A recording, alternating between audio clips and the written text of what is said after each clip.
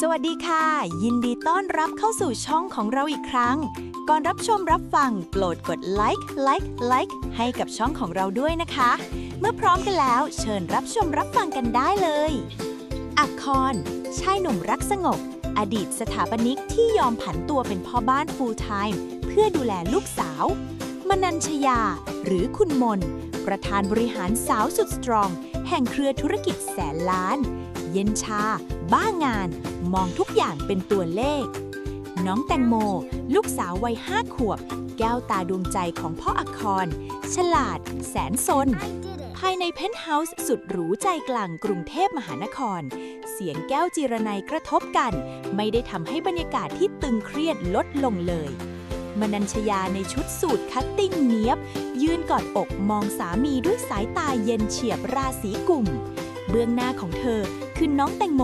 ลูกสาววัย5 ขวบที่กำลังยืนตัวสั่นแอบอยู่ข้างหลังอักครผู้เป็นพ่อบนพื้นพรมนำเข้าราคาแพงยับมีรอยน้ำหมึกสีดำวงใหญ่แผ่กระจายเลอะเทอะไปถึงภาพวาดแอบสแตรกจากศิลปินแห่งชาติที่มนัญชยาเพิ่งประมูลมาในราคาเฉียด10 ล้านอักครพาลูกใส่หัวกลับไปอยู่บ้านนอกของนายซะน้ำเสียงของเธอเรียบนิ่งแต่บาดลึกฉันแต่งงานกับนายมา6 ปีไม่เคยคิดเลยว่าลูกจะโตมาไร้ระเบียบแบบนี้ภาพนี้มีมูลค่าเท่าไหร่นายรู้ไหมอักครมองผู้หญิงตรงหน้าคนที่ชีวิตขับเคลื่อนด้วยตาราง Excel และผลกำไรเขายิ้มบางๆอย่างเหนื่อยหน่ายไม่มีประโยชน์ที่จะต้อเถียงกับคนที่ไม่เคยเข้าใจคำว่าครอบครัวเขาก้มลงอุ้มลูกสาวขึ้นมาแนบอกได้ครับคุณมนในบ้านหลังนี้ไม่มีอะไรที่เป็นของผมอยู่แล้วนอกจากแตงโมมนัญชยาชะงักเป็นเล็กน้อยก่อนจะสะบัดบัตรเครดิตแบล็คการ์ดลงบนโต๊ะเพื่อตัดรำคาญแต่อักครไม่ได้หยิบมันไปเขาก้าวเดินออกจากกรงขังทองคำแห่งนี้มุ่งหน้าสู่ภูมิลำเนาเดิมทันทีอักครพาแตงโมกลับมายังหมู่บ้านคลองน้ำใสหมู่บ้านชนบทเล็กๆที่โอบล้อมไปด้วยทิวเขาและลำธารเขาใช้ความรู้ด้านสถาปัตยกรรมเก่ารีโนเวทบ้านไม้ท้ายสวนของปู่ให้กลายเป็นโฮมสเตย์สุดอบอุ่น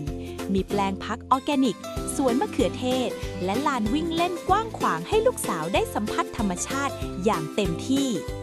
ฮ่าฮิฮิ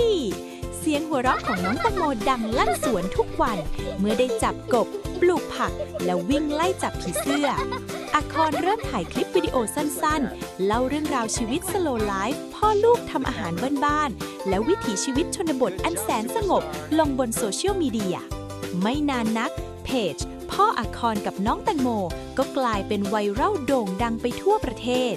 ผู้คนต่างพากันตกหลุมรักความไร้เดียงสาของเด็กน้อยและความอบอุ่นของพ่อเลี้ยงเดี่ยวจนมีผู้ติดตามเป็นล้านในเวลาไม่กี่เดือน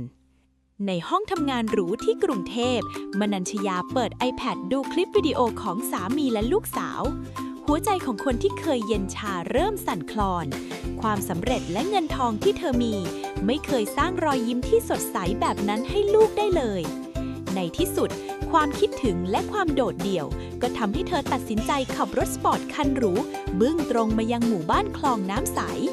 ค่ำคืนนั้นสายฝนโปรยปลายลงมาจางๆมนัญชยานั่งอยู่ตรงข้ามอักครในบ้านไม้เล็กหลังนึง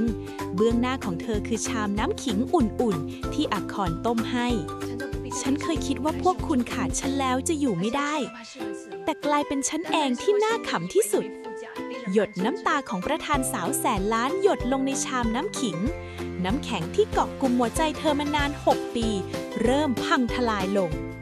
อักครไม่ได้ซ้ำเติมเขาเพียงแค่เลื่อนกล่องกระดาษทิชชู่ให้เธอเงียบๆอักครฉันจะไม่บังคับให้พวกคุณกลับไปกรุงเทพอีกแล้วมนัญชยาเงยหน้าขึ้นดวงตาแดงก่ำแต่แววตาแน่วแน่ฉันจะไม่ใช้เงินหรือสิทธิการเลี้ยงดูมาขู่คุณอีกแล้วฉันแค่อยากขอโอกาสให้ฉันสักครั้งได้ไหมโอกาสที่จะเรียนรู้วิธีการเป็นภรรยาและเป็นแม่จริงๆฝนข้างนอกเริ่มส่าแสงจันทร์สลัวส่องผ่านหน้าต่างเข้ามาทาบทับบนใบหน้าของเธออักครนิ่งไปครู่หนึ่งก่อนจะลุกขึ้นไปเดินแง้มประตูห้องนอนดูน้องแตงโมที่กำลังนอนหลับปุ๋ยและอมยิ้มอย่างมีความสุข